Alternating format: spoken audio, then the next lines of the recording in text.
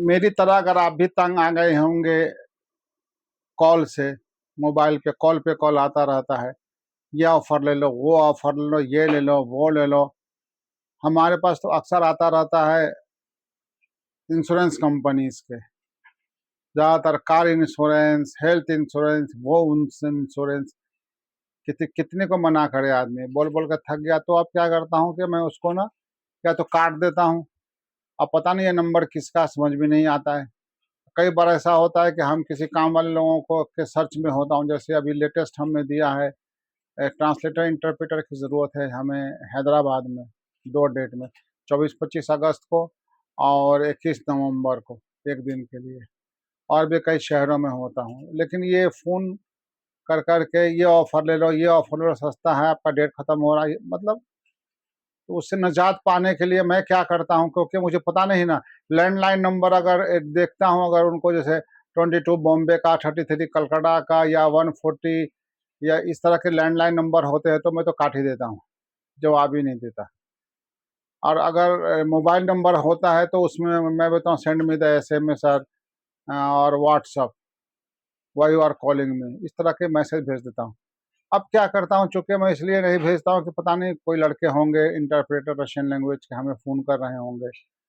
तो उसको समझने के लिए कि पता नहीं कौन, तो मैं जब फ़ोन आता है तो मैं रशियन में बोलना शुरू कर देता हूँ। हेलो बोलेगा तो मैं बोलता हूँ здравствуйте, как дела? हाँ, मतलब इस तरह से बोलना शुरू करता हूँ, तब उसको समझ में नहीं आता है, तो वो खुद ही काट देता है। तो इस तरह से अगर आपको तो कुछ और सोच लीजिए, या कभी-कभी मैं गाना लगा देता हूँ।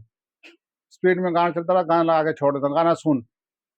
पहले तो माँ-बहन की गालियाँ खूब दिया करता था, अब नहीं देता हूँ। अब सबसे अच्छा तरीका है रशियन में बोलना शुरू करता हूँ, क्योंकि हमारे जानने वाले हैं तो घर के लोग हैं, उनका नंबर फ़ीड किया हुआ है, उनका नंबर कॉन्टैक्ट में आता है, उनका नाम आता है।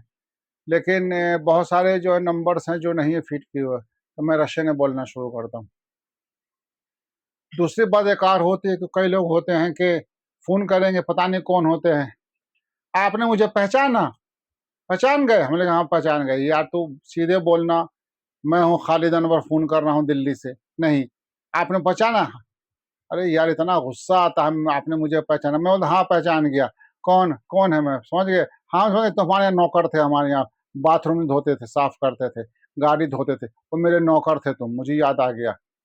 और ये को उल्टा-पुल्टा बोल देता हूँ। अरे यार तुम बड़े हो गए, उम्र बड़ी तुम्हारी हो गई, तुम सीधे बोलना कि मैं कौन हूँ? जैसे मैं बोलता हूँ हेलो, हाँ, मैं खालिद बोल रहा हूँ दिल्ली से, तो इसमें तकलीफ़ क्या होती है? बच्चों की तरह, आपने मुझे पहचाना? आपने मुझे पहचाना? हाँ, पहचान गए। ऐसा साला लगता है कि तुम एक ही मेरी दुनिया में हो जिसको मैं पहचान जाऊँ। क्यों तुमको पहचानूँ मैं?